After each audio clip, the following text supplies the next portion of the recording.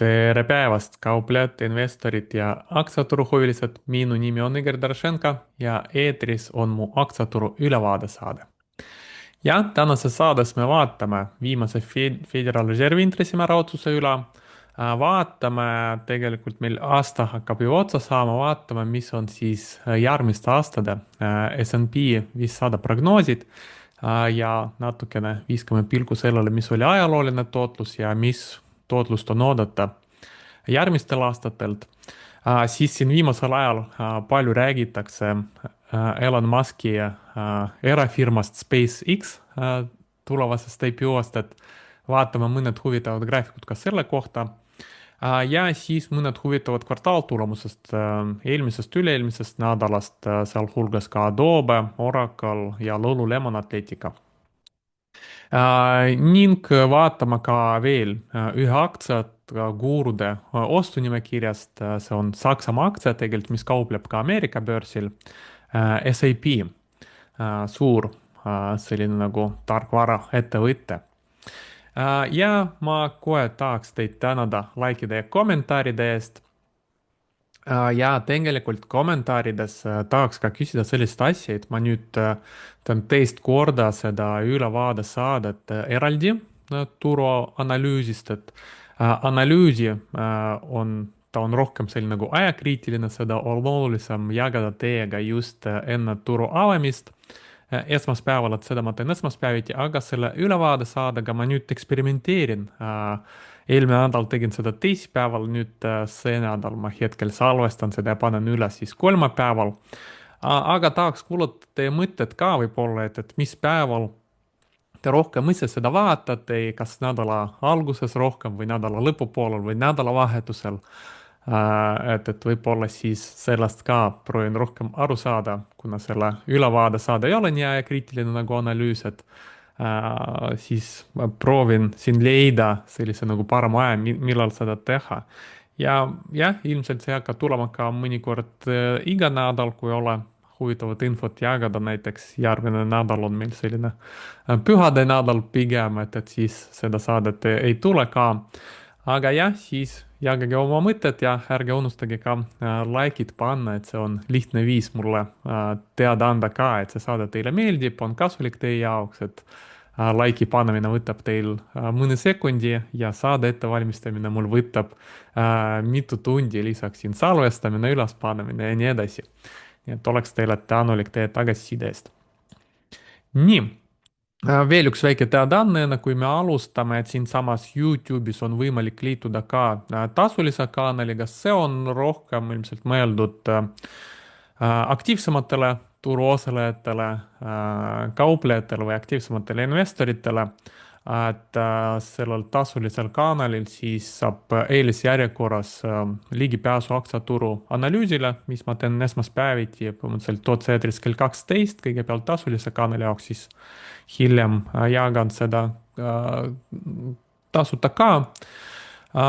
Ja siis 2 korda nädalas, tavaliselt teisipäeval, neljapäeval meil toimuvad ka otse ülekanded, siis kui turg on avatud, tavaliselt kell 8 meie aja järgi, et siis seal me ka vaatame, mis turul toimub ja mis aktsiad ma ise tegelikult kauplen ja kuidas ma oma positsioonid juhin. Mõned striimid mul on tehtud avalikuks ka, et võtta sealt minu kanalist vaadata, mis me seal teeme, saate ligipääsu ka tegelikult Discordi kanalile ja nii Discordi kanalis kui ka otseülekandede ajal muidugi saab otse minuga suhelda, küsimused esitada, saab kohe ka minu poolt vastust. Nii et jah, kui teil on huvi, siis võite ka liituda tasulise kanaliga siinsamas YouTube'is. Ja alustame saadega, et see saade siis ülevaade, et katab rohkem selliseid nagu pikemaajalisemad teemad, mis mõjutavad aktsia käiku, nagu me näeme selle skeema järgi, rohkem sellist nagu kuine, kvartaalne või aastane periood. Ja alustame sellest, et eelmine nädal meil Federal Reserve, Ameerika Keskpank, alandas siis oma intressimäära. Siin graafikul me näeme, kuidas intressimäär siin on liikunud alates 90ndate lõpust, siis kui tuli siin dotcomi mull, oli tugev selline intressimäära langetus, siis enne suurt ülemaailmset finantskriisi, kinnisvarakriisi Ameerikas intressimäärad tõsteti ja siis ka järsult see oli langetatud, siis me näeme enne koroonat oli intressimäär tõstetud ja viimasel ajal siis intressimäär oli tõstetud seoses suure inflatsiooniga, mis peale sellist koroonaraha printimist on tekkinud. Ja nüüd inflatsioon hakkab aeglustuma ja me näeme, et siin Föderal Reserv meil siis põhimõtteliselt viimasel ajal siin intressimäära langetab, vahepeal oli väike paus ja see aasta on põhimõtteliselt intressimäära langetus jätkub. Juba põhimõtteliselt intressimäära langetati eelmisel kolmapäeval siis nädal aega tagasi 35%-le. Ja põhimõtteliselt, kui me vaatame, mis üldse üle maailma keskpangad teevad, siis tegelikult me näeme, et siin on erinevad riigid välja toodud ja me näeme, et siis enamik pankasid, keskpankasid üle maailma tegelikult ka alandab intressimäära, et selline nagu ülemaailmne intressimäära langetus toimub. Siin tabelis on ka lisaks selle keskpanga intressimäärale välja toodud inflatsioon ja tegelikult on näha, kas see keskpanga määr on inflatsiooni määras hetkel kõrgem või madalam, et siin me näeme Ameerika puhul intressimäär siis siin on välja toodud 3,63, no see 3,5 on tegelikult selline vahemik, siis 3,5 kuni 3,75, et siis see on keskmine välja toodud ja inflatsioon on kuskil 3% juures hetkel stabiliseerunud, ehk põhimõtteliselt selline keskpanga intressimäär on natukene 0,6% kõrgemal tasemel kui inflatsioon ja enamikutel riikidel me ka näeme siis seda, et mis siin paistab silma on Jaapan, mille kohta ka nüüd oodatakse, et nad viimasel istungil ka siis selle jaanuaris viimati tõstsid intressimäära, siis räägitakse, et nad peavad veel korra see aasta tõstma. Nüüd kohe neil peaks ka see istung toimuma ja me näeme, miks see nii on, et neile keskpanga intressimäär on 0,5%, aga inflatsioon on ka 3% nagu Ameerikas, ehk põhimõtteliselt siin keskpanga intressimäär on 2,5% madalam kui inflatsioon, et see on põhjus, miks nad peavad seda tõstma. ja muidugi noh näeb ka sellist nagu huvitavaid kommentaari, mis paneb ka mõtlema tegelikult, et miks intressimäära ikkagi langetatakse, et tavaliselt, kui me vaatame siin ajalugu, intressimäära langetati ikkagi siis, kui oli mingisugune majanduslangus ja oli vaja majandust turgutada, intressimäära langetada dotcomi mulje lõhkemisel, ülemaailmne finantskriis või siin koroona ajal oli viimane langetus, aga hetkel majanduslangust ei ole, intressimäära langetatakse, aktsiad on kõige ägedad tipus, kinnisvarahinnad ka tipus, kuld on tipus, raha printimine tipus,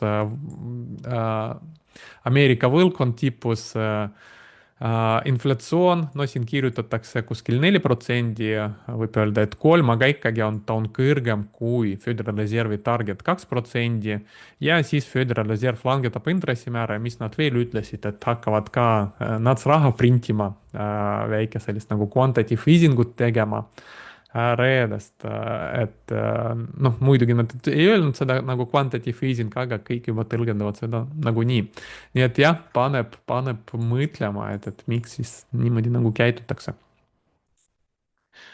Nii, vaatame siis siin mõned prognoosid, mida oodata siis järgmisest ja võib-olla ülejärgmisest aastast aktsiaturul. Esimene graafik meil näitab aastast kasumi kasvu ja siin on välja toodud eraldi meil suurimad 7 aktsiat ja siis ülejäänud 493 aktsiat S&P 500 indeksist. Me näeme, et siis 2023 tegelikult kasum kasvaski ainult 7 suuremal firmal, Magnificent Seven, 22%, ülejäänutel firmadel tegelikult kasum isegi langes 3%. Eelmine aasta Magnificent Seven aktsiate kasumi kasv kiirenes isegi 36%-ni, ülejäänud firmade kasumid hakkasid ka kasvama 5% ja nüüd selle aastaks oodatakse siis, et Magnificent Seven kasumi kasv aeglustub veits, aga ikkagi kiire selline tempo 23% ja ülejäänud firmade oma kasv ka kiireneb võrreldes eelmise aastaga, aga jääb 7% juurde. Ja siis järgmiseks 8 aastaks nähakse tegelikult siis, et Magnificent Seven näiteks järgmine aasta kasumi kasv jääb samal tasemel 23%, aga siis ülejärgmine aasta natukene väheneb 18%-le ja see ikkagi jääb kõrgemal tasemel kui ülejäänutel firmadel, kuigi ka nendel peaks me näeme siin kasumi kasv kiirenema 11 ja 12%-ni vastavalt järgmisel ja ülejärgmisel aastal. Millest selline kasumi kasv võiks tulla? Üks asi, mis võiks seda mõjutada, on tegelikult kasumimarginaal, et firmad siin ennustatakse, et hakkavad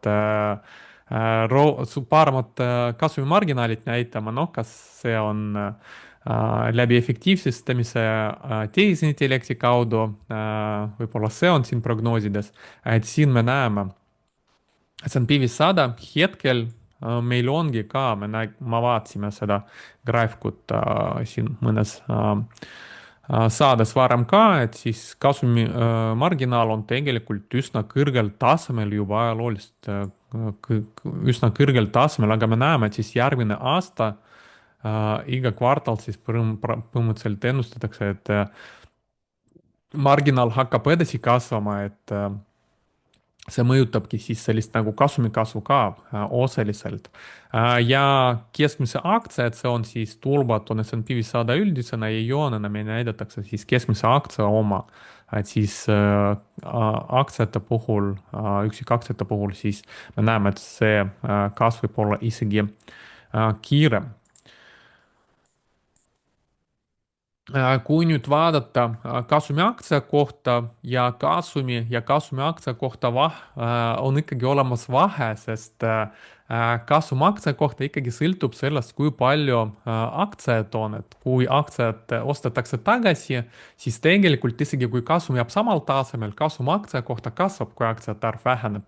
Kui vastupidi, kasum jääb samal tasemel, aga aktsiate arva suurendatakse, siis tegelikult kasum aktsia kohta isegi väheneb ja siin põhimõtteliselt meil see graafik näitabki seda, et kumb kasvab kiiremini, kui me oleme siiapoole, siis kasum aktsia kohta kasvab kiiremini kui kasum tervik üldiselt ja kui on sellest joonest madalamal, siis tähendab, et kasum aktsia kohta siis kasvab aeglasemini võrreldes üldise kasumi kasvuga. Ja me näeme, et tegelikult siin prognooside järgi seda peakski juhtuma, et kasum aktsia kohta peaks kasvama aeglasemini kui kasumi kasv. See ilmselt seotud ka selle nagu S&P 500, noh, Magnificent Seven firmad seal moodustavadki suuremat osa sellest kasumi kasvust, see kasum kasvab kiiremini, nagu me praegu nägime. Ja tegelikult, kuna nad teevad suured CAPEX-id, siis aktsiate tagasiostmine jääb väiksemaks või üldse jääb ära mõni puhul või siis hakkab üldse aktsiaid lahjendama.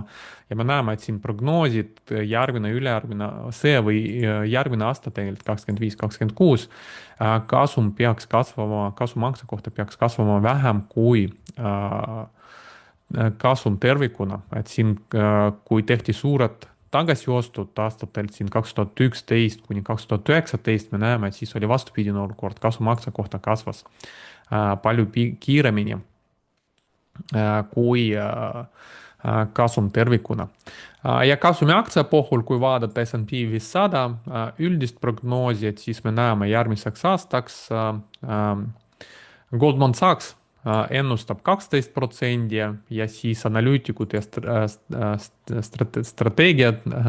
strategistid näevad siin erinevat kasumi kasvu 14 või 12%, noh ilmselt kuskil 12-14% vahel. Ja siis ülejärgmiseks aastaks nähakse siis kasumi kasvu aeglustamist Goldman Sachsi poolt just see aktsia kohta, sest me näeme jah, et siis kasum aktsia kohta hakkab aeglasemini kasvama kui kasum tervikuna, et siis see peaks olema 10% ja siis analüütikud näevad, analüütikute konsensus kõige teiste analüütikute nii-öelda nagu kokku keskmine ootus on sama 14% mõlemad aastad. Mis siis peaks S&P 500 tegema? Et kõigepealt siis vaatame seda graafikut ka, siis Goldman Sachsi poolt. Me näeme, et siis järgmise aasta lõpuks ennustatakse, et S&P 500 jõuab siis tasemeni 7600. Ja see toimubki seetõttu, et siin nähakse, et see kasum aktsia kohta jätkab tõusu ja siis jõuab tasemeni 305, $336 S&P 500 ühe osaku kohta.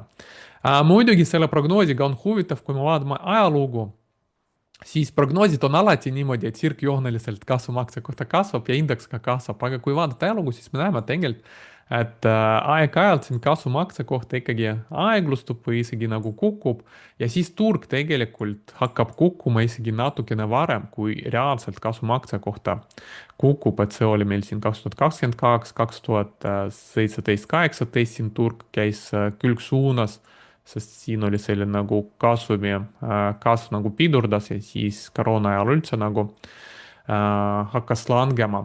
Et siin nagu prognoosides seda ei ole näha ja ilmselt kui siin olid prognoosid, siis need ka olid sellist nagu sirgjooneliselt. Nii et jah, siin võib ka vabalt juhtuda, et ka kasumid jäävad samal tasemel või isegi nad langevad ja siis põhimõtteliselt indeks ka võib teha korrektsiooni ja ei pruugi jõuda selle tasemeni, mis siin analüütikud ennustavad, aga noh, sellest on analüütikute prognoosid hetkel. Muud prognoosi meil ei ole, et võiks nagu nendest lähtuda, aga ei peaks neil nagu niimoodi uskuma.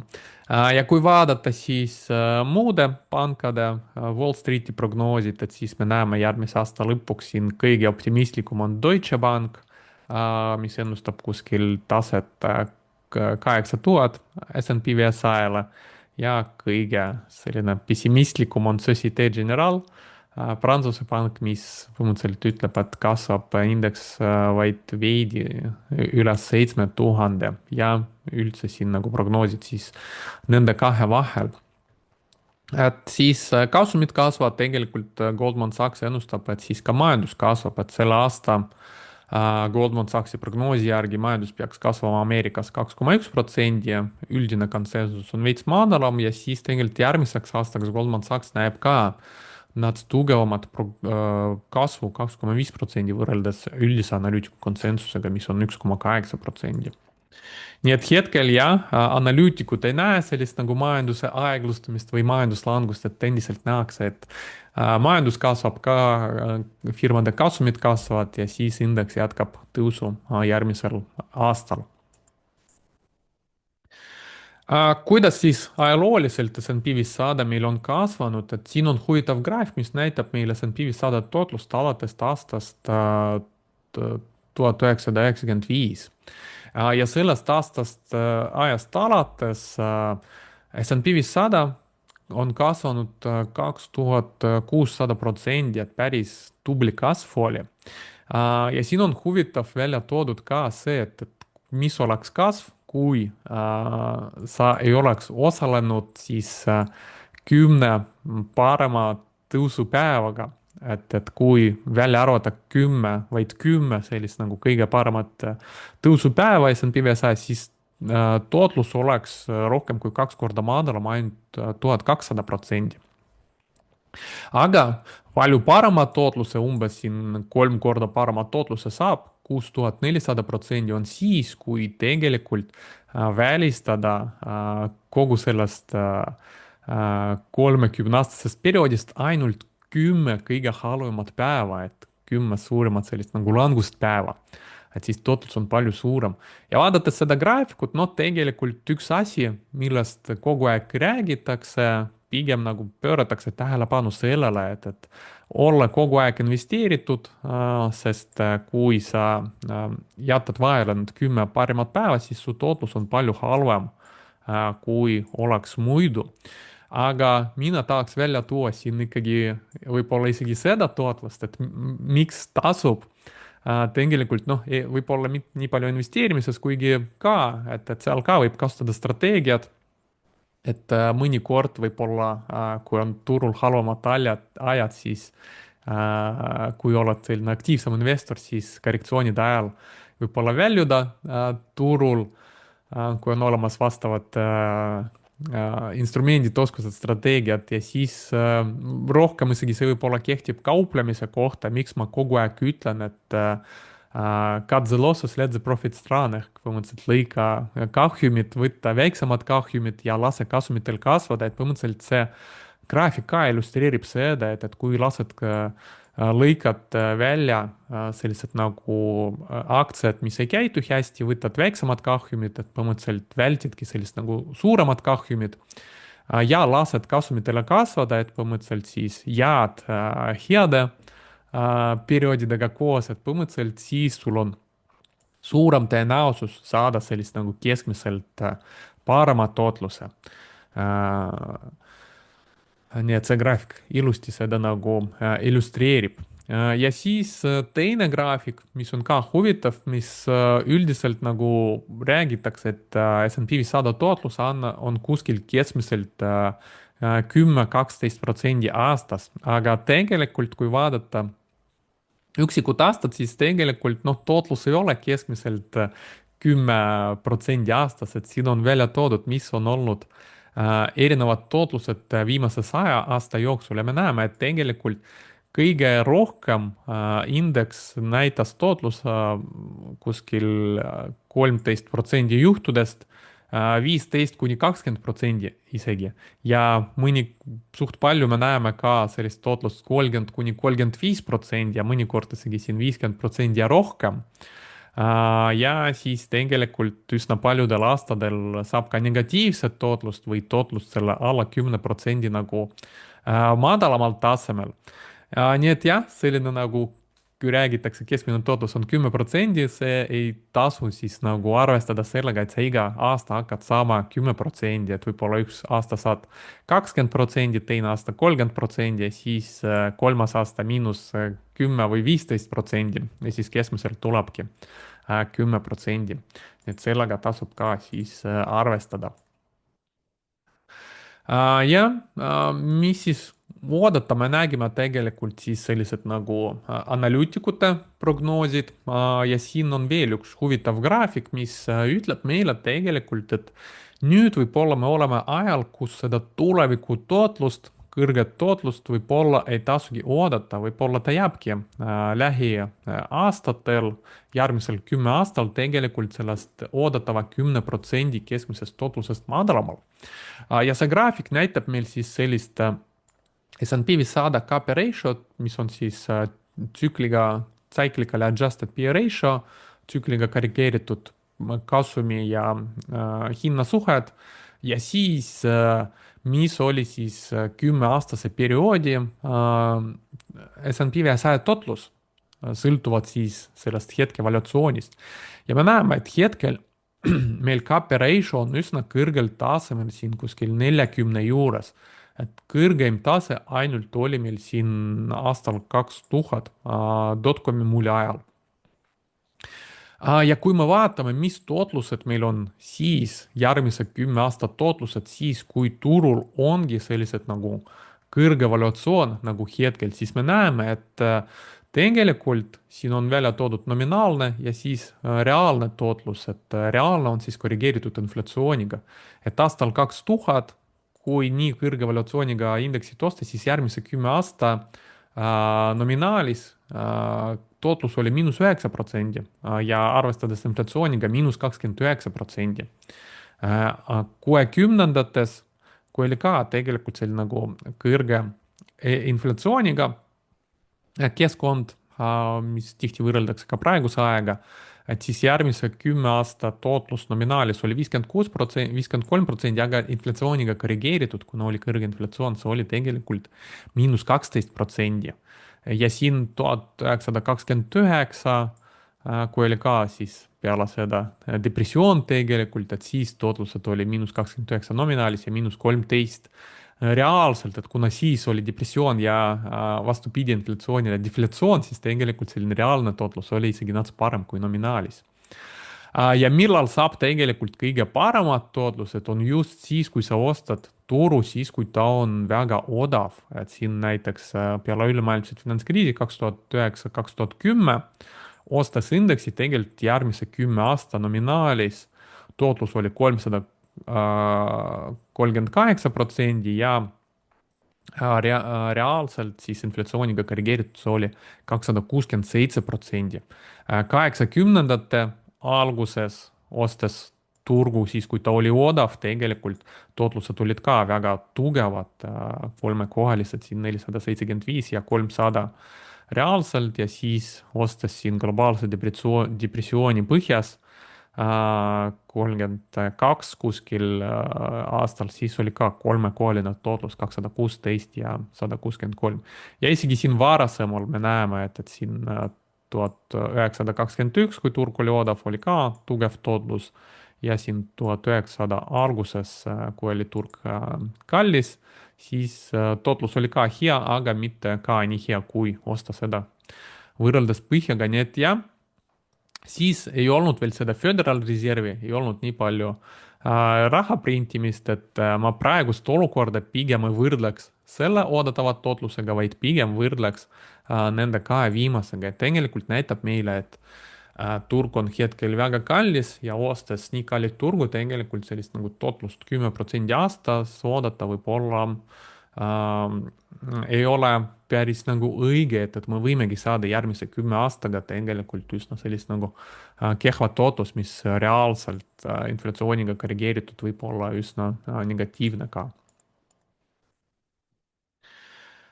Kas me oleme siis vaadates seda valuatsiooni mullis, ka tihti küsitakse seda küsimust ja siin me vaatame siis muidugi saab seda alati tagantjärgi öelda mulli kohta, et siis, kui mull areneb, keegi nagu ei ütle nagu 100%-liselt oleme mullis. Ja siin on välja toodud viimase 180 aasta jooksul sellised nagu suuremad mullid, mis on olnud. Et siin raudteed Inglismaal 1840-ndates, et siin oli selline üks suurem muul, siis Dow Jones, mis me just vaatasime ka, siis Ameerika turg 1929, mille peale järgnes selline globaalne depressioon. Jaapani turg 80-ndates oli selline nagu muul ja siis NASDAQ 90-ndates selline nagu tech-muul. Ja siis viimane muul, mille kohta siis öeldakse, et võib-olla muul ongi need Magnificent Seven aktsiad. Et siin on küsimärk, kas see on mull ja kas siin ajalugu kordub. No me näeme, et millal siis selline nagu mull hakkas nagu lõhkema. Siin on välja toodud punktiirjoonega financial conditions tighten ehk põhimõtteliselt selline olukord, kus finantstingimused hakkasid nagu kehvenema või siis läksid nagu rangemaks, ehk põhimõtteliselt hakati intressimäära tõstma. Ja me näeme, et tegelikult mull, kui on mull, siis tihtipeale seda isegi turg veidi kasvab, iga kord oli niimoodi, ja alles siis hakkab tipus nagu langema. Kus me oleme praegu, tegelikult noh, me näeme, et igal pool üle maailma keskpangad langetavad intressimäära, Federal Reserve langetab intressimäära, ehk tegelikult käib vastupidine olukord, et sellised finantsilised tingimused isegi nagu nõrgenevad. Nii et vaadates näiteks seda graafikut võib eeldada, et noh, hetkel veel mul ei ole, aga ta võib nüüd alles hakkama tekkima. Isegi siis, kui hakatakse uuesti intressimäära tõstma, siis võib-olla mõne aja pärast tekibki selline nagu mull.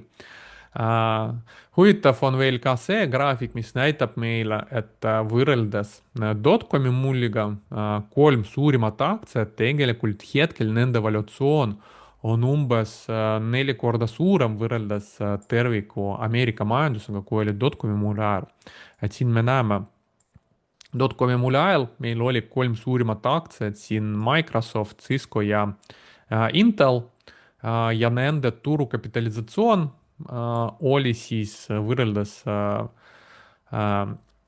Ameerika majanduse SKP-ga umbes siin 4% iga aktsia kohta. Ja hetkel, kui me vaatame siin, hetkel kolm suuremat aktsiat on jällegi Microsoft, aga teised on muutunud, siin Apple ja Nvidia, siis nende turukapitalisatsioon võrreldes Ameerika SKP-ga on siin juba kordades suurem, et siin Microsofti oma kuskil 15%, Apple'i 17% ja Nvidia üldse 18%. Nii et jah, võrreldes isegi dotcomi ajaga turukapitalisatsioonid nüüd läksid võrreldes äh, äh, võrreldes majanduse tervikuna siis palju suuremaks. Ähm, kui võrrelda veel selle dotcomi mulliga, siis hetkel jah, tegelikult ei saagi öelda, et oleme nagu mullis nagu tech-mulli ajal, et kui vaadata sellist nagu price to earnings valuatsioonid, siis on näha, et siis 90ndate lõpus 2000 ajaks tipus oli isegi P ratio S&P 500-l tech-sektori oma siis 68 P-ratio hetkel meil on see kuskil 34, et põhimõtteliselt 2 korda madalam. Ja ta pole nii palju kasvanud, nagu ta on siin teinud kasvu siis dotcomi mulje ajal. Ja teine graaf, mis näitab meile ka, et tegelikult paljuski selline nagu tugev kasv nendes tech-firmades on toimunud ikkagi tänu nende kasumi kasvule. Me nägime varem täna saades, et tegelikult Magnificent Seven aktsiate kasumi kasv oli palju tugevam kui ülejäänutel firmadel. Ja siin me näeme siis kaks joont. Tumesinine näitab meil sellist nagu suhet Nasdaqi kasumit võrreldes S&P 500 kasumitega ja heledam joon näitab siis meile Nasdaqi hind võrreldes S&P 500 hinnaga. Me näeme, et siis dotcomi mulje ajal 90ndate lõpus siis kasum Nasdaqi firmadel võrreldes S&P 500 firmadega ei kasvanudki nii palju, nagu seda on teinud aktsiahinnad ja siin ongi tekkinud selline nagu suur gap. Et aktsiahinnad kasvasid sõltumata sellest, et seal reaalseid kasumid seal taga ei olnud. Aga kui me vaatame praegu, siis me näeme tegelikult, et kasumid on kasvanud koos aktsiahinnaga ehk tegelikult selline nagu suurimate firmade aktsiahinnade kasv on ikkagi õigustatud ka kasumite kasvaga. Nii et jah, vaadates need graafikud hetkel ja eelmist graafikut, et kuigi need firmad on ikkagi, aktsiad on tugevasti tõusnud, kasumid tõusnud ka tegelikult suht palju ja sõltumata sellest, et nad on suured, tegelikult nad ei pruugi hetkel siis mullis olla, vähemalt võrreldes selle tech-mulliga. Nii, lähme edasi ja siis järgmiseks siis vaatame või räägime siis SpaceX-ist, Elon Musk'i hetkel siis eraomandis olev firma. Elon Musk ei ole ainuke omanik, me näeme, et kui me vaatame omanike struktuuri, siis Elon Musk hetkel tegelikult omab 42% SpaceX-ist. Siin päris suure osaluse omab ka Alphabet ehk Google'i üks tütarettevõte Google Ventures, 7,4%, Fidelity Investments, üks investeerimisfirma omab 10%. Ja ma ei tea, kas see Founders Fund, kas see on mingi eraldi fond või see ongi ka asutajate fond, põhimõtteliselt, kes koos Elon Muskiga asutas seda ettevõtet Insiderid, kui nii on, siis nad kokku omavad siis sellist nagu enamosalust 52% ja siis 30% kuulub siis kõigile teistele väiksematele aktsionäridele. Mille poolest siis SpaceX, miks nii palju sellest räägitakse, mille poolest see on tuntud, et jah, kui vaadata siin, kui palju satelliiti oli siis kosmosesse saadetud, kolmandas kvartalis siin kirjutatakse, et üle maailma kokku siis saadeti kosmosesse üle 1044 sellist nagu satelliiti kosmosesse ja kui vaadata, kes neid saatis, siis siin lõviosa 854 oli saadetud just SpaceX-i poolt, et teisel kohal olev Hiina agentuur saatis ainult 89 ja kolmandal kohal Roskosmos, selline Venemaa riiklik firma saatis 29 ainult ja siis teised on siin isegi ei ole näha, et siin isegi zoomitud sisse, et näidata, et siin on mõned saatsid ainult 1 või siis 7. Siin on Rocket Lab olemas ka üks börsil tegelikult kaubeldav firma, nad saatsid ainult 6. Et võrreldes SpaceX-iga see on ümarduse viga, võib öelda. Nii et jah, selline nagu liider, sellist nagu satelliitide saatmises kosmosesse, et neil on kõige paremad raketid, siis võib öelda. Ja viimase siis raha tõstmisega või evolutsiooniga SpaceXi valuatsioon tervikuna või turuväärtus on jõudnud 800 miljardi dollarini. Et see on tegelikult siis kõige kallim eraomandis olev firma hetkel. Et muidu siis teised suuremad firmad on ikkagi börsil kaubeldav, aga jah, nendest, mis ei ole börsil kaubeldavad, SpaceX on hetkel siis esikohal. Teisel kohal me näeme, siin on tegelikult OpenAI hetkel 500 miljardit on nende valuatsioon. Kolmandas kohas valuatsiooniga 480 miljardit on ByteDance, TikToki emafirma. Ja kolmas-neljas koht on jällegi selle tehisintellektiga seotud firmad Anthropic ja xAI. Et võib-olla meil on, kui meil on turul mul olemas, see võib olla isegi mitte turul olevate firmade seos, vaid võib-olla selliste nagu erafirmade seas, et kui vaadata, et siin esikuuekas on meil siin 3 firmat, mis on tehisintellektiga seotud, OpenAI, Anthropic ja xAI ja väga kõrge turuvaluatsiooniga võrreldes näiteks teiste firmadega, siis siin jah, võib küll mõelda, et kas see valuatsioon on siin õigustatud või seal ongi mul, siis tegelikult need firmad ei ole üldsegi kasumlikud, et OpenAI me vaatasime ka tegelikult aastaks 2030 võib-olla hea prognoosi järgi peaks hakkama kasumit teenima ja enne seda veel põletab päris palju raha, aga valuatsiooniks juba 500 miljardit. Et jah, tekitab küsimusi ja siin saab näha ka teised firmad, mis on hetkel siis võib-olla tuleviku IPO-d, mis hetkel siis erakätes, aga kõrge valuatsiooniga. Ja kui vaadata siis seda SpaceXi valuatsiooni võrreldes S&P 500 firmadega, siis sellise valuatsiooniga ta oleks tegelikult 13. kohal. Me näeme, et siin esikohal meil hetkel Nvidia, Apple ja jah, SpaceX 8 miljardiga oleks siis peale need Walmarti ja JP Morgani siis 13. kohal, natukene kõrgema valuatsiooniga kui Oracle ja Visa ja maailma suurim naftafirma ExxonMobil või üks suurimatest tegelikult Saudi Araabia naftafirma on natukene suurem.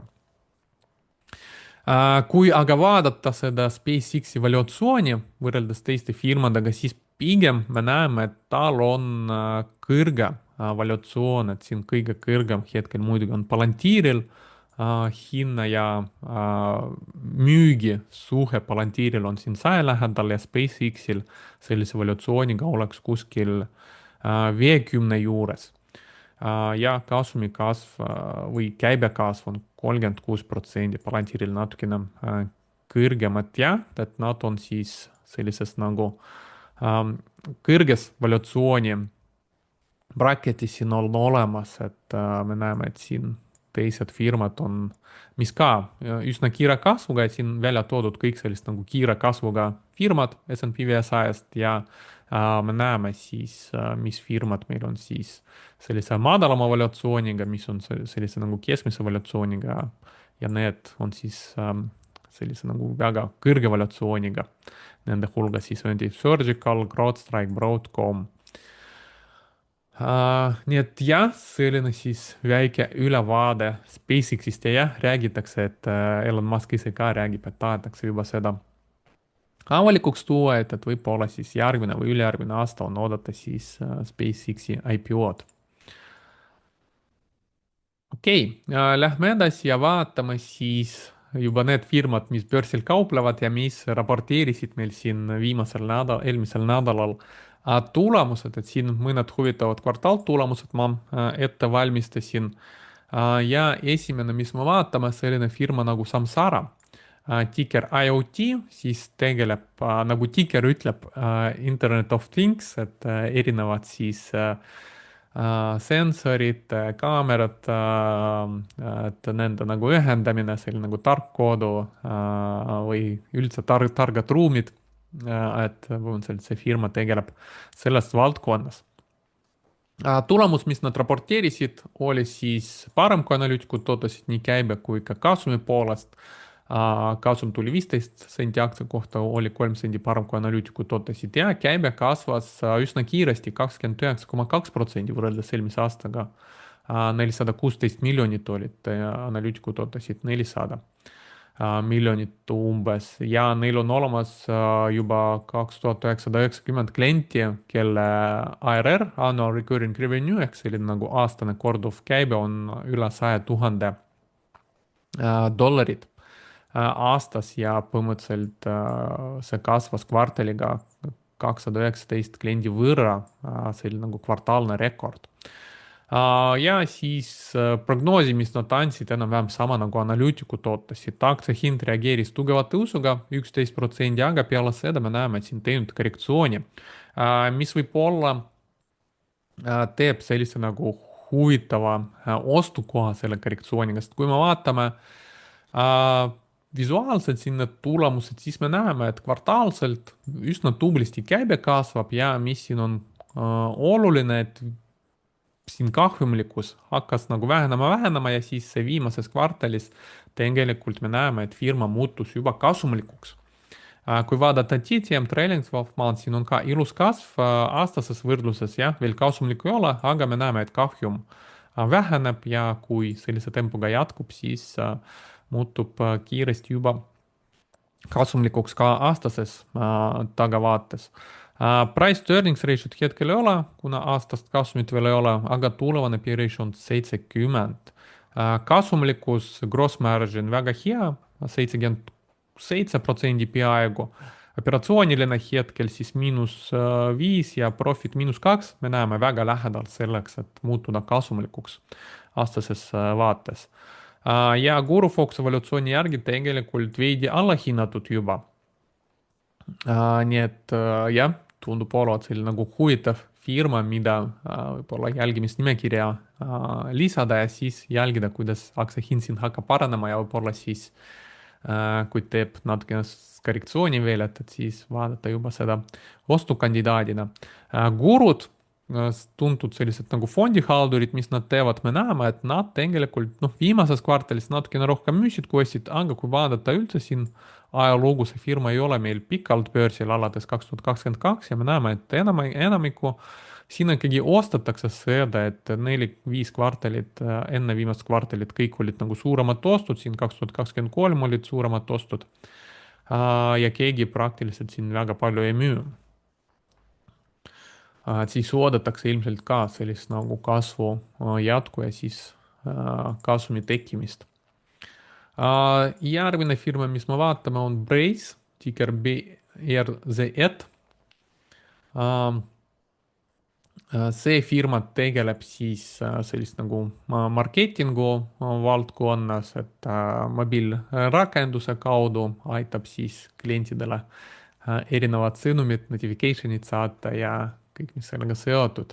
Nad raporteerisid tulemuse, kus käibe oli parem kui analüütikud ootasid, kasum aktsia kohta vastas analüütikud ootustele.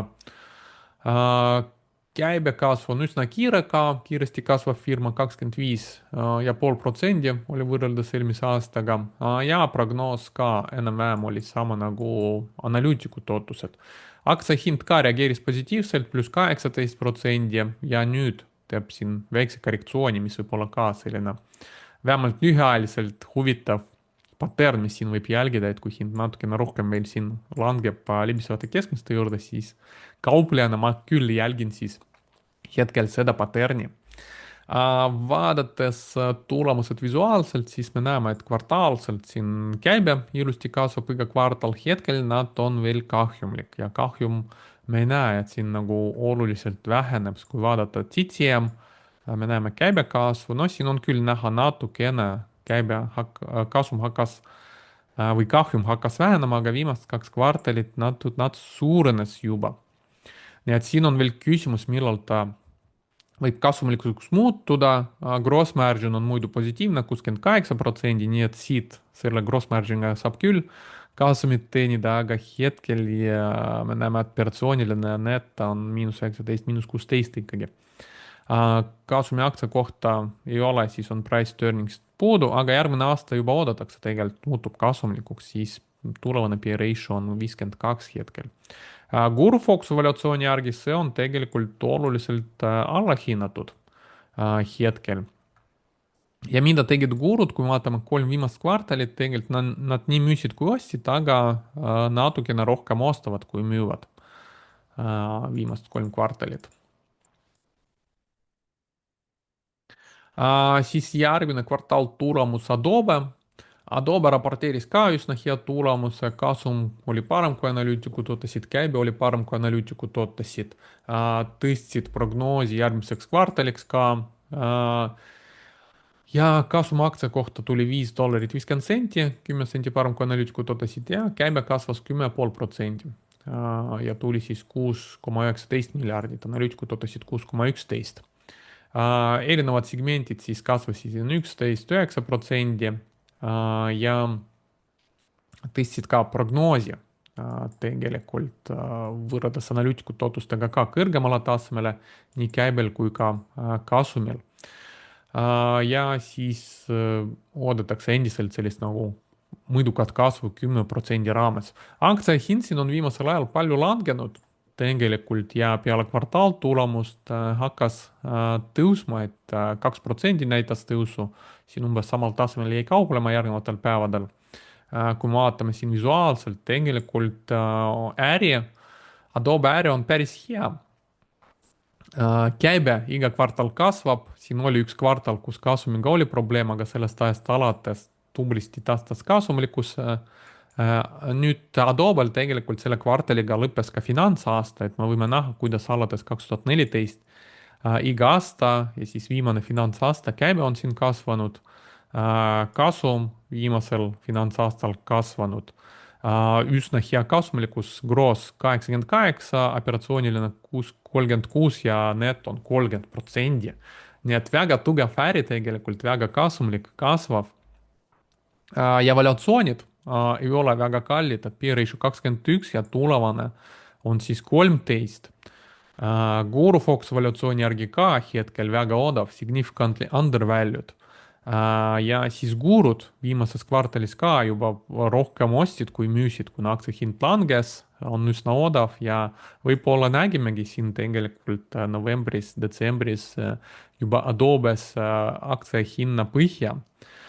Ja Adobe on teinud ka tegelikult aktsiate tagasioste. Et me näeme, et siis aktsia hinna langusega nad tegelikult viimast 4 aastat siin tegelikult tegid aina rohkem aktsiate tagasioste ja viimane aasta, kuna aktsia hind siin on langenud, nad lausa 5% aktsiatest ostsid tagasi. Nii et see tundub olevat küll hetkel selline nagu põhjas olev, fundamentaalselt tugev, madala valuatsiooniga huvitav investeerimisidee. Järgmine kvartaal tulemus meil on Synopsys, ticker SNPS. Raporteeris siis tulemuse, kasum oli nats parem kui analüütikud ootasid, käibe vastas analüütikute ootustele. Ja prognoos oli selline nagu segane, et kasum nats parem kui ootused, analüütikute ootused, käibe nats halvem. Kasum tuli siis $2.90, 12 senti parem kui analüütikud ootasid ja käibe kasvas üsna tugevasti 37,8%. Et see on seotud ka sealhulgas ka nende ostuga, et nad ostsid ettevõtte, oli ka börsiettevõte Ansys, mis nüüd põhimõtteliselt kajastub ka nende tulemustes, et siin me näeme viimases kvartalis siis tänu sellele siin oluliselt kasvas käibe. Ja järgmise kvartali prognoos on ka selline nagu segane, et oodatakse natukene paremat kasumit kui analüütikute ootused, aga käibe siis võiks olla nats väiksem kui analüütikute ootused.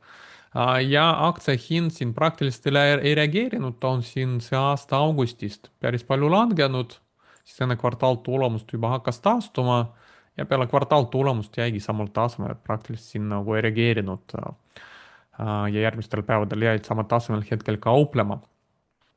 Et me näeme ja nüüd Ansüsi ostuga nüüd käibe hakkas läks kõrgemale tasemele, muidu oli selline nagu keskmiselt kasvav. Kasum hakkas paranema, nii et vaatame, kuidas see ost hakkab ka tuleviku tulemust mõjutama. Synopsisil ka sai selle kvartaliga finantsaasta täis ja me näeme, kuidas alates 2014 tegelikult tublisti siin ettevõte on kasvanud, kasum, käibe kasvas, nüüd võrreldes eelmise aastaga, see aasta natukene kasum vähenes. Aga siin eelmine aasta me näeme, oli üks selline nagu erakorraline kasum ka tekkinud ilmselt maksude tõttu. Nii et kui seda välja arvata, vaadata ainult EBITDA-d näiteks, siis me näeme, et EBITDA tegelikult siin ikkagi on kasvanud. Kuigi siin ka viimane kvartal oli ja tundub midagi, no mitte erakorralist, vaid see on ainult süsiostult tegelikult tulnud. Kasumlikkus neil on suht hea, 81%, gross net 16 ja profit on hetkel natuke kõrgem kui operatsiooniline, ongi ilmselt sellise raamatupidamise trikkide tõttu, võib öelda. Ja P ratio 56, tulevane 26 peaks paranema ja Gurufox evaluatsiooni järgi tegelikult veidi allahinnatud Synopsi aktsia hetkel tänu sellele aktsia hinna langusele. Ja mis tegid gurud, kui vaatame siin viimased 5 kvartalit, tegelikult näeb välja, et rohkem on ostnud kui müünud, et siin müüsid just selle tõusuga, mis siin vahepeal oli ja siis selle langusega viimases kvartalis hakkasid vastupidi palju rohkem ostma.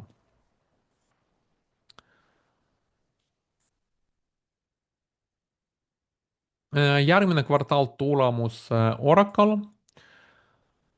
Ja Oracle siin valmistas väikse pettumuse, võib öelda, ühelt poolt kasum aktsia kohta oli muidugi parem, kui analüütikud ootasid. See tuli $2.26, 62 senti isegi parem kui analüütikud ootused. Aga käibe poolest oli siis pettumus, et 16,06 miljardit tuli, analüütikud ootasid 16,2 ja käibe kasvas siis 14,2%.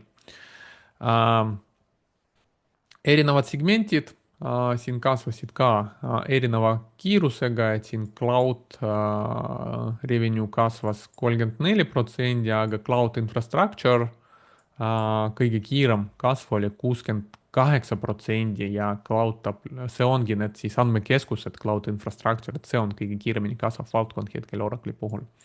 Ja cloud application ehk põhimõtteliselt nende andmebaas ma pakun ja muud tarkvarad, et siis on 11% kasvanud, kõige aeglasem kasv. Kvartaalselt vaadatuna aktsia hind on siin teinud muidu väga tugeva tõusu vahepeal. Kui me vaatame tulemused, siis siin nii suurt kasvu käibes kasumist tegelikult ei ole näha. Viimases kvartalis me näeme jah, kasum küll hakkas kiirenema, aga käibe pole nii palju kasvanud võrreldes kahe aasta taguse perioodiga. Ja CCM vaadates siin me ka näeme, et Oracle kasvab, aga mitte nii kiiresti nagu aktsia hind ja siin kasum ka tegelikult mitte nii kiiresti kasvab. Ja see oligi tegelikult, ma arvan, põhjus, miks aktsia hind siin enne kvartaaltulemust juba hakkas kukkuma ja peale kvartaaltulemust ka kukkus 11%, et aktsia hind juba eeldas palju paremat sellist käibe kasumi kasvu ja kuna see ei tulnud ja aktsia hind juba oli langustrendis, see võimendaski sellist nagu langust ka peale kvartaaltulemust 11%, aga siin Guru Foxi järgi me näeme ka, et aktsia oli väga ülehinnatud. Et sõltumata sellest, et ta on kasumlik kasvav, aga kuna ta oli nii kallis, siis seetõttu selline korrektsioon hetkel käib ja me näeme, et hetkel endiselt siin modestly overvalued, veidi ülehinnatud ikkagi Oracle võrreldes Guru Foxi evaluatsiooniga, et siin ta võib kukkuda veelgi. P ratio 35, tulevane 24, mis jah, võib-olla arvestades hetke kasvu natukene kõrgemad, siin prognooside järgi alates 2007 kuskil kasv peaks kiirenema, aga kas see tuleb või mitte, noh hetkel see on liiga kaugel tulevikus. Muidu Oracle hetkel ilusti kasumlik, gross margin 65, operatsiooniline 32 ja profit margin 25%. Mis tegid gurud? Noh, gurud me näeme siin viimased kvartalid rohkem müüvad, eriti 2 viimast kvartalit on rohkem müünud, kasutasid ära sellist nagu mullistamist aktsia hinnas, et see on nii palju kasvanud, aktsia hind väga palju ülehinnatuks ja siis realiseerisid oma varemad ostud, millal nad ostsid, kui me vaatame, siis me näeme, et 2022 nad tegelikult ostsid, kui aktsia hind oli siin allahinnatud Guru Focuse järgi ja kuskil $50 juures.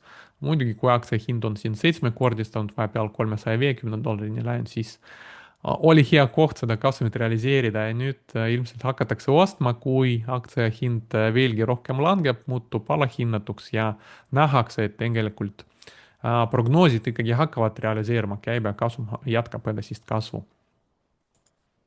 nii et hetkel Oracle võib-olla ei ole nii huvitav, enne kui ta teeb nad suurema korrektsiooni võib-olla. ja siin veel mõned graafikud, mis näitavad sellist lühiajalist võib-olla sellist nagu põhjust muretseda Oracle'i puhul, et nende free cash flow, vaba rahavoog, me näeme, et muidu oli positiivne ja põhimõtteliselt viimases kvartalis või viimane aasta siin on muutunud juba negatiivseks tänu selle just suurele CapExile, et suured investeeringud andmekeskustesse, kas nad tasuvad ennast ära või mitte, et turg natukene muretseb selle tõttu hetkel, et Oracle'i CDS ehk siis selline kindlustus nende võla vastu, oleme sellest ka varem rääkinud, see on siin üsna kõrgel tasemel, viimati nii kõrgel tasemel ta oli siin 2008 ülemaailmse finantskriisi ajal, kui seal olid suured mured üldse terve majanduse kohta ja paljude firmade võlade kohta. et jah, näitab, et selline krediiditurg juba muretseb suure võlgnevuse tõttu ja kui vaadata Oracle'i bilanssi, siis me näeme, et nad siis, kuna nad teevad palju CapExi, rahavoog on juba negatiivne, siis raha võetakse ka sealhulgas laenuna ja siis neil võlg bilansil siis hakkas siin suurenema. võrreldes vaba rahaga me näeme, et neil on päris palju võlga. ja lisaks võlale nad tegelikult võtavad raha aktsiainvestoritelt, et siis lahendavad oma aktsiad, et aktsia hind kukub mitte ainult seetõttu, et gurud seal müüvad, vaid tegelikult ka Oracle ise müüb oma aktsiad, et siin me näeme, viimased 2 kvartalit on eriti suuremad sellised nagu lahendamised hakkasid olema. nii et jah, ilmselt siin lühiajal võib olla selline surve aktsia hinnale ikkagi võib jätkuda. et siis tasub ära oodata järgmist kvartal tulemust ja vaadata, kas seal hakkab olukord paranema või mitte, või tasub veel oodata, enne kui Oracle'isse investeerida.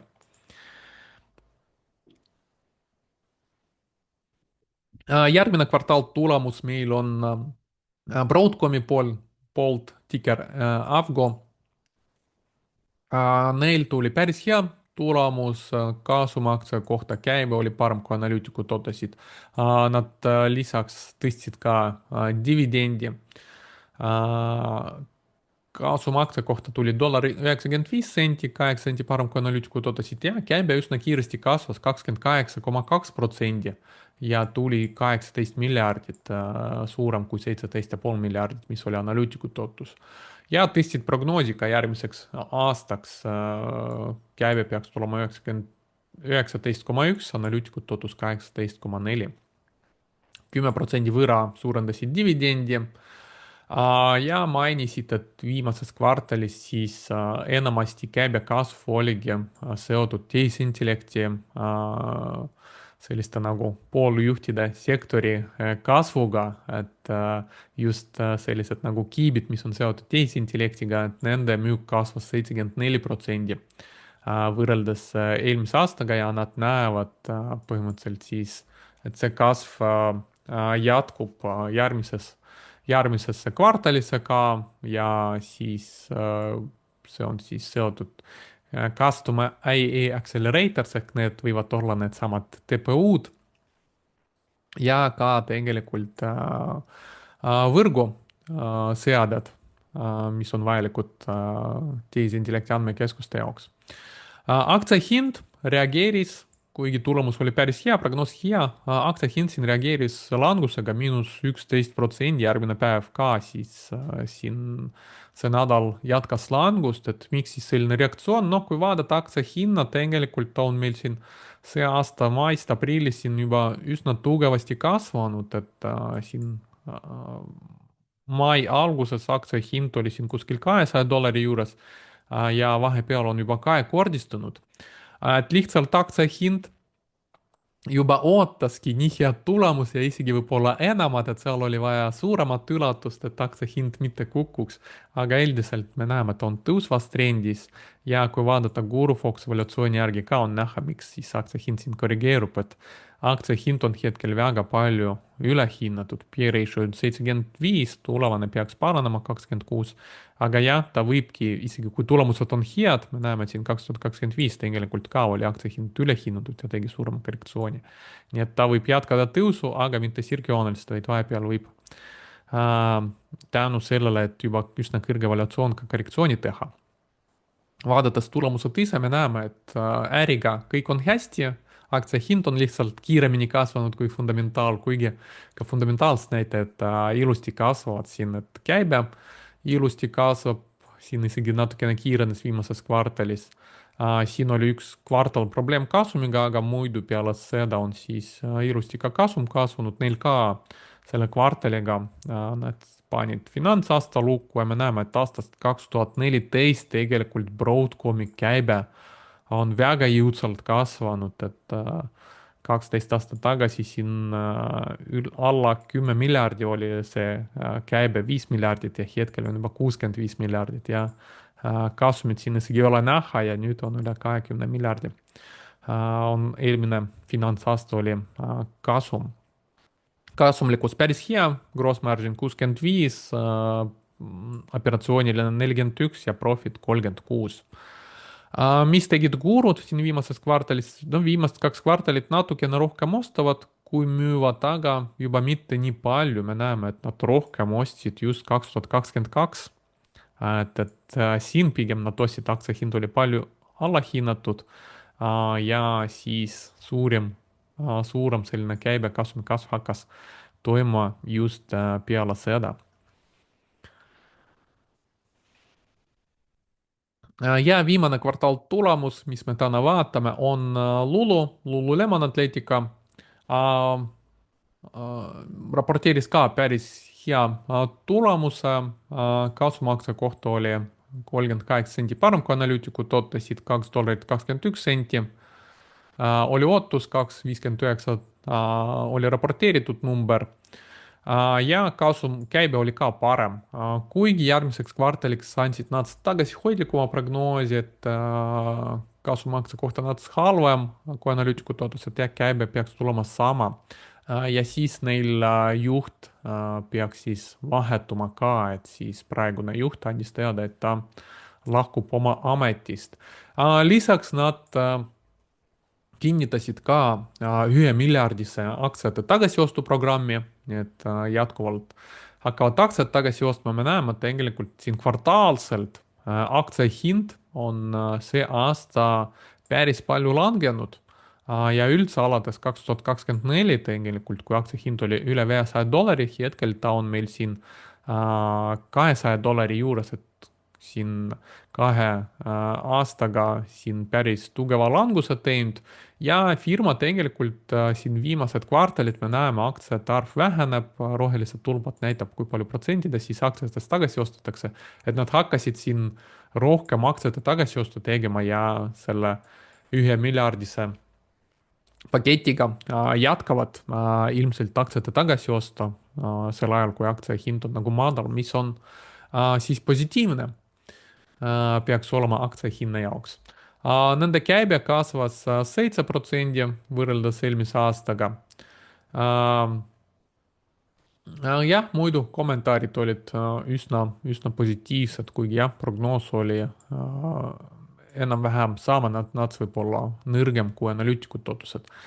Kui vaadata kvartaalselt, siin on näha ka sesoonsust, et neil 4. kvartal tihti paistab siin silma väga tugev.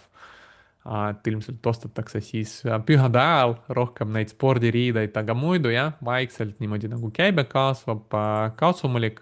TTM, selliste nagu sesoonsete firmade puhul on parem vaadata, siin me näeme, et ettevõtte äri on üsna okei, käibe kasvab, kasum siin vaikselt jõuab järgi ja valuatsioon hetkel ka ei ole väga kõrge, et P ratio 14 peaks natukene halvemaks minema 16, aga ikkagi sellise nagu vaikselt kasvava kasumliku ettevõtte puhul on üsna okei, et Guru Foxi valuatsiooni järgi hetkel isegi oluliselt allahinnatud juba Lululemoni aktsia. Ja kasumlikkus neil on päris hea, et gross margin 58 ja net on 15%. Aktsia hind reageeris, kuna ta oli siin palju langenud, tundub, et siin võib-olla tegimegi sellist nagu põhja, aktsia hind juba hakkas kõrgema põhja tegema päevasel graafikul ja peale kvartaaltulemust ka tegi siin 10%-list hüpet ja jäi siin hetkel sel tasemel kauplema. Mida tegid gurud, noh, nemad siin viimases kvartalis isegi natukene rohkem müüsid, kui ostsid. 3 kvartalit enne seda olid ostmas langust, aga kui aktsiahind siin hakkas põhja tegema, et siis mõned võib-olla siis ikkagi väljusid sellest ideest. Nii et vaatame, mis siin hakkab edasi saama, aga üldiselt vaadatuna tundub olevat ka üsna huvitav selline nagu allahinnatud investeerimisidee võiks olla.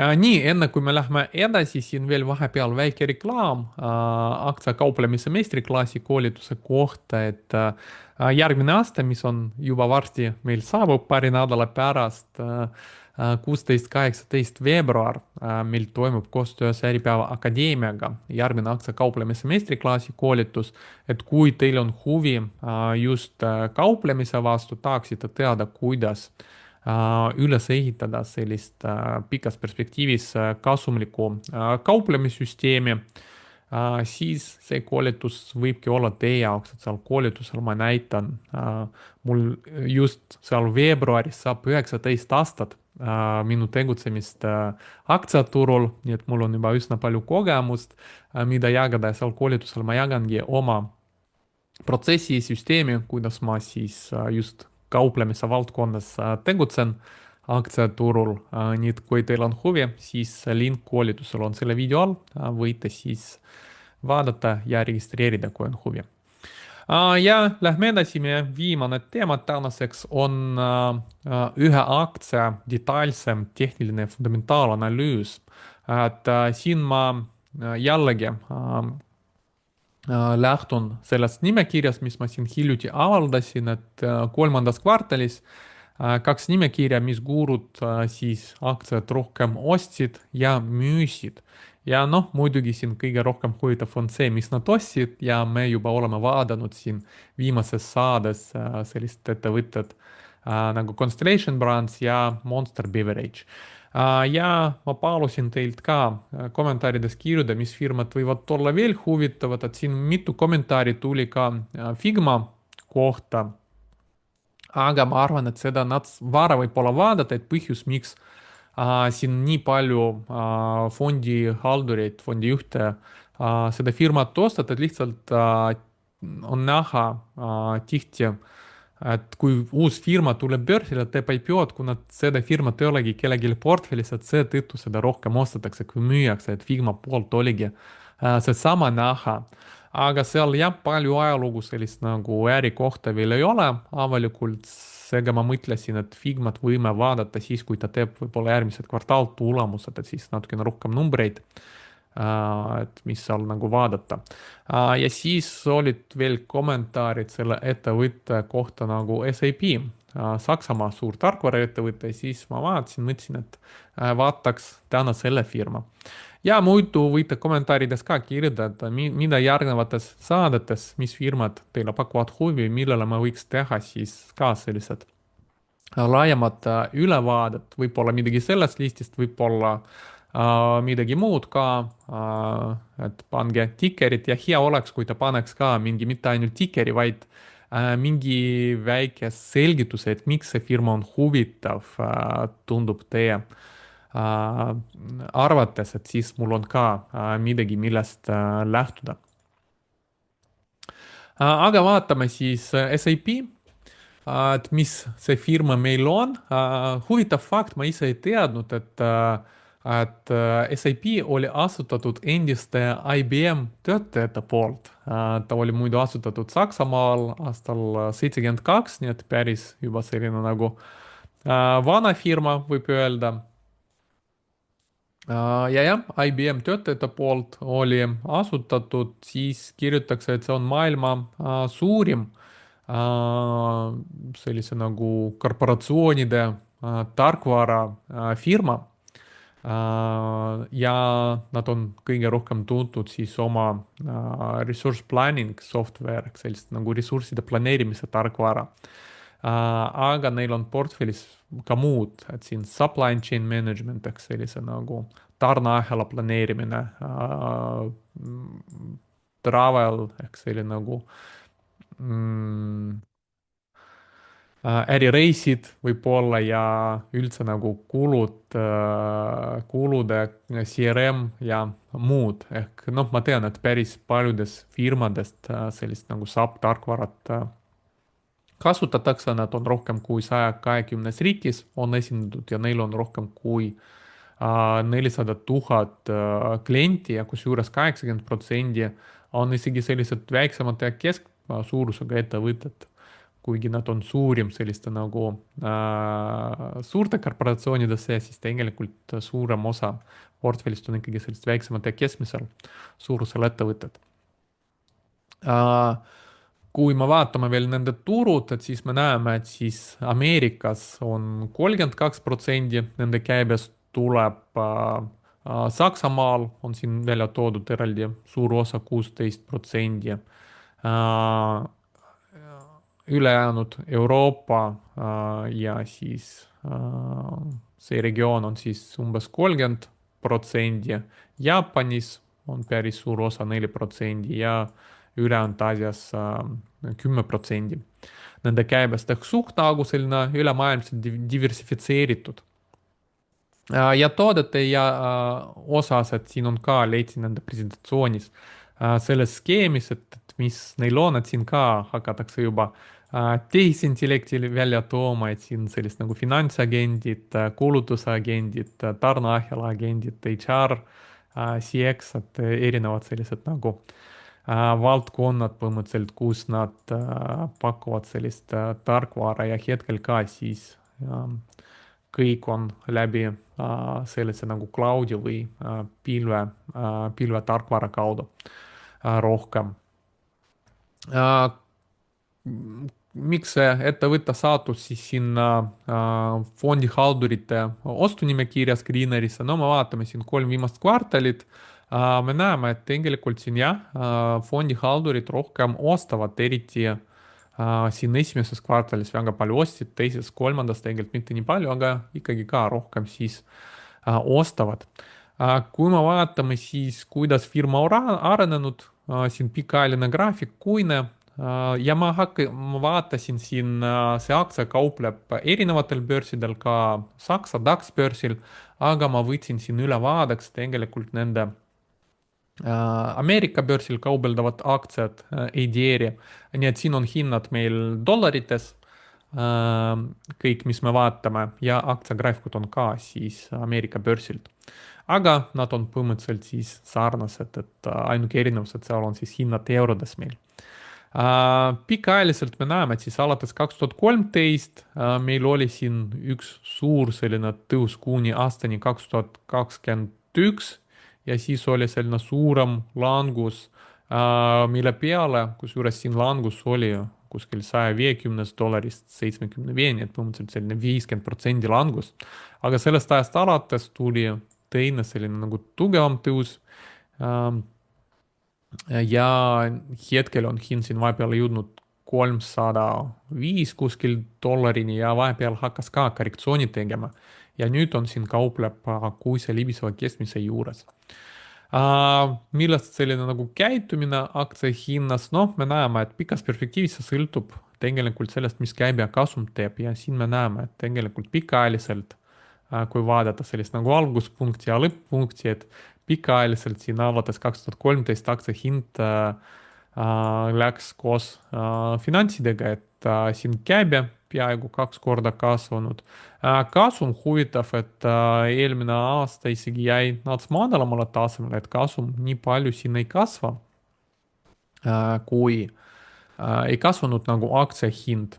Ja siin, miks meil oli selline nagu siin langus 2022, et me näeme siin 2022 tegelikult kasum vähenes ja tegelikult siin meil oli käibekasv ja aktsia hind siin eeldas, et käibekasv jätkub, aga me nägime siin 2021, 2022 käibe isegi natukene vähenes ja siis kasum vähenes ja sellest tuligi see korrektsioon ja kuna ta uuesti hakkas taastuma, siis aktsia hind hakkas uuesti kasvama, nii et pikas perspektiivis on väga hästi näha sellist nagu seost, mis teeb käibekasum ja miks aktsia hind siis teeb vahepeal korrektsioonid. Vaadates nädalast graafikut, jah, aktsia hind siin on üsna tugeva tõusu teinud, aga me näeme, et käibe tegelikult mitte nii palju kasvanud ja kasum isegi nats langes eelmine aasta, et võib-olla seetõttu siin käibki hetkel korrektsioon ja kuna gurud siin hakkasid ostma, et siin võib tegelikult jälgida, et see korrektsioon, kui see lõpeb, siis see võib-olla tulebki järgmine hea selline nagu ostukoht. Vaadates nädalast graafikut, hetkel oleme siin langustrendis, et oleme siin 20-50 nädalast libisvast keskmist madalamal tasemel. Aktsia hind hetkel teeb madalamad tipud, madalamad põhjad. Nii et nii kaua, kuni ta ei hakka nädalasel graafikul tegema põhja ja siis kõrgema põhja ja läheb libisvatest keskmisest 20-50 nädalasest kõrgemale, et enne seda ma siin ei kiirustaks seda ostma, et kunagi ei tea, millal see lõplik põhi nagu tekib, aga selline nagu kõrgema põhja formeerumine ja et hind suudab siis 20-50 päevast, nii nädalast libisvast keskmisest kõrgemale minna. See on juba hea märk, et selline nagu põhi formeerunud. Ei ole garantii, turul ei ole sellist nagu 100% garantiid kunagi, aga vähemalt suurem juba tõenäosus et põhi on nagu formeerunud. Kui vaatame natukene lähemale, siin päevased graafikud, siin on ka näha hetkel see, et oleme endiselt langustrendis, et viimane siin põrge vastu libisevat keskmist tundub, et siin madalam tipp formeerub, võib-olla siis langus veel jätkub. Ja kui vaadata valuatsioonid, hetkel, kui palju võib langeda, tegelikult hetkel me näeme, et miks ta hakkas langema, et Fox valuatsiooni järgi oligi väga palju ülehinnatud juba, et aktsia hind tõusis palju kiiremini, kui reaalselt siis käibe ja kasum on tõusnud. Ja kui suureks see korrektsioon võib olla, no me näeme, et näiteks 2022-2023 ta oli päris palju allahinnatud tegelikult. Nii et siin ta võib veel teha korrektsiooni, et isegi ma ei imesta, kui ta $200 siin langeb, et siis peale graafikul siin ja siis alles hakkab siin põhja formeeruma. Nii et ma võib-olla siin ei kiirustaks ostma. Vaadates seda Peter Lynch'i valuatsiooni graafikut, siis siin on ka näha tegelikult, et ajalooliselt on hea osta, kui hind kaupleb siin nende punase ja musta joone vahel. Ja siis hind läks sellest punasest kõrgemale, siis tegi korrektsiooni 2022, läks nende kahe joone vahel. Ja hetkel nendest kahest joonest on ikkagi kõrgemal, nii et siin ka selle graafiku järgi ta võib veel teha natukene suurema korrektsiooni, enne kui ta muutub rohkem selliseks nagu valuatsiooni põhja lahvatlevamaks. Et võib-olla jah, siis vaadata veel paar kvartalit, et mis ta hakkab tegema ja võib-olla kas gurud jätkavad ka oma ostlemist või nad tegid võib-olla osade kaupa ostavad hetkel seda langust, aga võib-olla hakkavad isegi rohkem ostma ja hakkame siin kindlasti seda jälgima, kas ta järgmised kvartalid ka hakkab meil screenides välja tulema. Kvartaalselt, kui vaadata käibe arengut, me näeme, käibe ikkagi ilusti kasvab, kasum siin hakkas ka kvartaalselt kasvama TTM. Trailing 12 months vaadates siin ka me näeme siis käibekasvu, kasumiga oligi siin vahepeal selline aeglustumine, siis ta hakkas uuesti meil siin kasvama ja valuatsioon jah, kuna ta nii kiiresti kasvav ei ole, siis valuatsioon võibki olla ka tavaline nats kõrge, et P ratio 36, 37 lähedal ja tulevane P ratio 29, nii et jah, ei imesta, kui ta teeb natukene suurema korrektsiooni veel. Veel mõned huvitavad graafikud, et miks selline nagu kõiklikkus kasumis, et me näeme, gross margin on muidu stabiilne siin kuskil 73% juures, et hakkas isegi kasvama viimaste andmete järgi 73,8. Operatsiooniline margin 22 ja see hakkas ka siin kasvama, 27-ni on juba jõudnud TTM numbrite järgi. aga kasumlikkus tundub, et siin nagu kõikub sellise just puhas kasumimarginaali tõttu, et me näeme, et see korraks nagu madalam, kõrgem, nüüd läinud madalamaks eelmine aasta 9% ja nüüd on uuesti taastunud 19% juurde ehk tagasi sinna nagu. eks sellist huvitaval kombel ei ole neil, kuigi tarkvaraettevõte ei ole sellist nagu stabiilselt net marginaali neil. aga jah, kuna me näeme, et see hakkab taastuma, et siis kasum peaks taastuma ja seetõttu siis forward pay ratio on natukene parem kui praegune.